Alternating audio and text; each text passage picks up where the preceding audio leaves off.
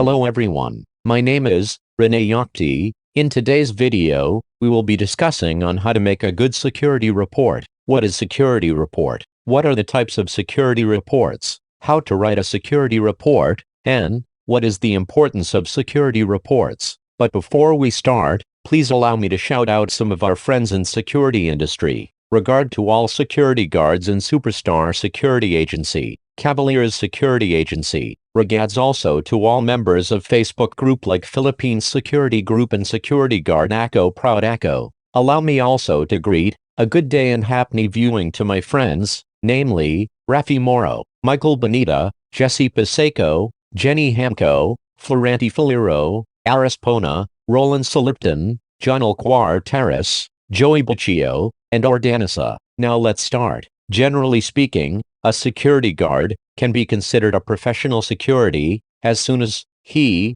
or she is knowledgeable of the job and can discharge duties and functions, one of which is the capability to make security report. A security report is a form of communication from the security guard toward his or superior or his client. Basically, it should be done anytime relevant to incident occurs. Security report must contains required information, which are 1. Date and time of the incident. 2. Location of the incident. 3. Type of incident, and a detailed account of what happened. 4. Name of the victim, or involved items, including injuries, or damage. 5. Name of witness, along with their accounts of what happened. 6. A description of perpetrators, or cause of the damage. Please take note that, as a rule of thumb, a security report should include the 5 W's and 1 H, which are breakdown as follows. Who refers to person or something involved. What refers to describe the incident or event. When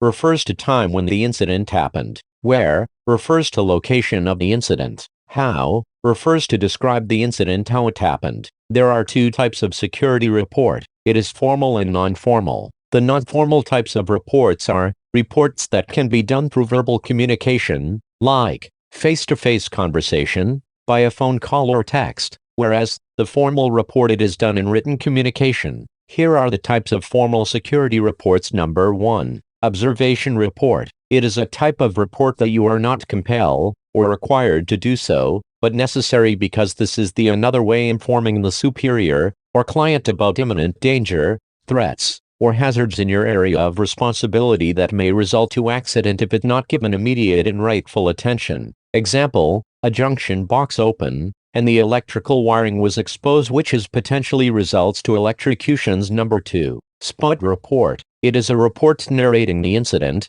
briefly and timely, covering to provide information on the current status or situation in the ground. Number 3. Incident report. A report detailing the circumstances surrounding the occurrences of the incident, within the area of responsibility. Number 4. Investigation report. A comprehensive report that contains detailed information, like how the incident happened and who responsible parties. This is where the investigators collect records, analyze the evidences, and formulate a conclusion. Please take note that I will also provide separate video on the methodology of investigations. Next is how to prepare security report. First, before starting to write security report, a good amount of preparation needs to be done, such as conduct an interview when necessary, gather the evidence, ask open-ended question to possible witness, so that you can get more details. That is the best way to ensure you can get right information. Next is how to write a security report.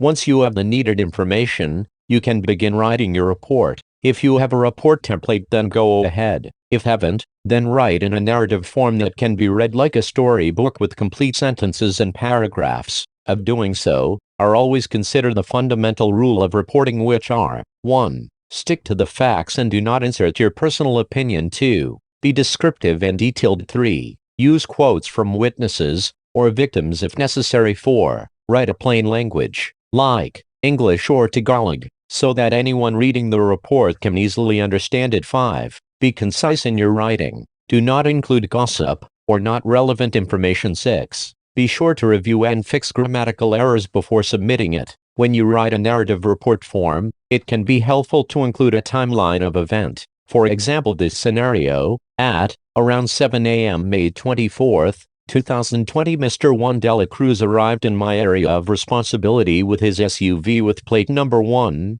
2, 3, 4. When he was about to park, a lamp post located on the right side of the parking area suddenly collapsed and smashed into his car, causing him to be regged in and incurred injuries. Right then, the undersigned guard called up the attention of the medical personnel, who then responded in the area. At 7:15 Mr. de la Cruz was sent to hospital by medical personnel, and fortunately he was then released right after the medication. The attending physician recommended him to come back for work after 3 days of rest. And finally, what is the importance of security reports? Security reports does more than just document a notable incident. A security report can be useful reference for the organization to formulate policy. It can also be used as references for investigation, or be used in court trial, if the suspect is charged. So it's important to have a factual, detailed and well-written report. That's all for now. Thanks for watching.